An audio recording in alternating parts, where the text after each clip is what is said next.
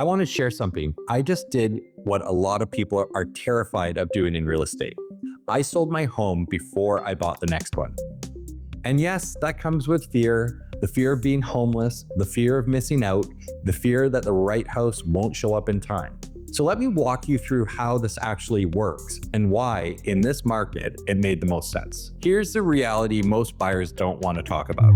When you're buying subject to sale, you're in a huge disadvantage.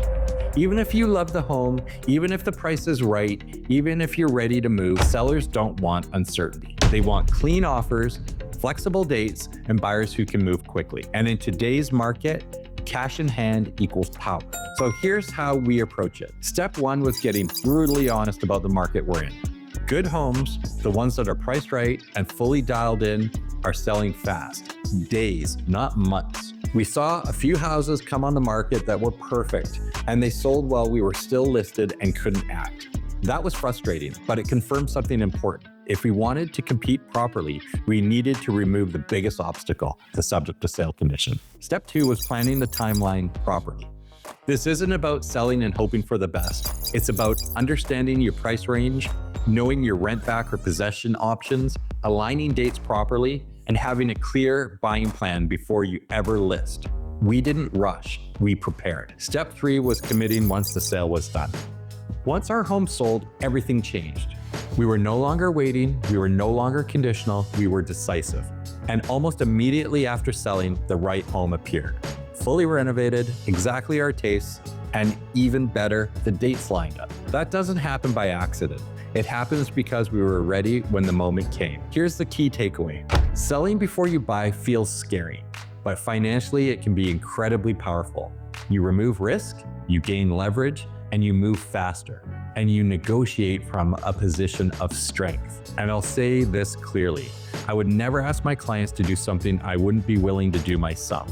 This wasn't theory, this was real life, and it worked. We couldn't be happier in our new home. If you're stuck trying to decide what to do first, or you're worried about timing, gaps, or risks, DM me the word timeline, and I'll walk you through the exact strategy, step by step, so you can decide what makes the most sense for you. Because the right move isn't about fear, it's about having a plan. I've negotiated hundreds of deals for my clients over the years, but negotiating for myself, well, that felt very different. And I want to talk to you about why. Sitting here in this home, I can tell you, when it's your own home, the emotions hit fast. Even though I constantly tell my clients, don't let emotions take over the negotiation, the truth is mine did. When everything is happening quickly, offers, counters, deadlines, your emotions are always the first to react. You start asking questions like, why did the buyers of our home do that? Why did the seller respond this way? What are they thinking? And that's when negotiations can go sideways. Here's the turning point for me.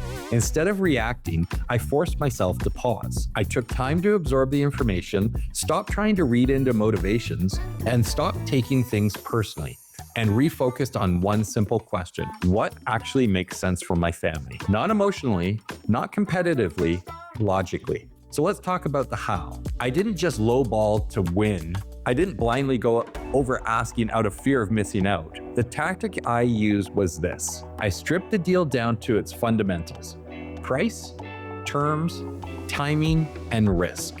Once I looked at all those pieces clearly, the right move became obvious. And that allowed me to structure an offer that wasn't about ego, it was about creating a win-win, something the sellers could say yes to, and something my family could feel good about long-term. That shift changed everything. The moment I stopped wondering about why people were doing what they were doing and focused instead on what mattered, the negotiations became clearer, calmer, and more effective. And that's how we secured our new home. Not by being aggressive, not by being emotional, but by being intentional.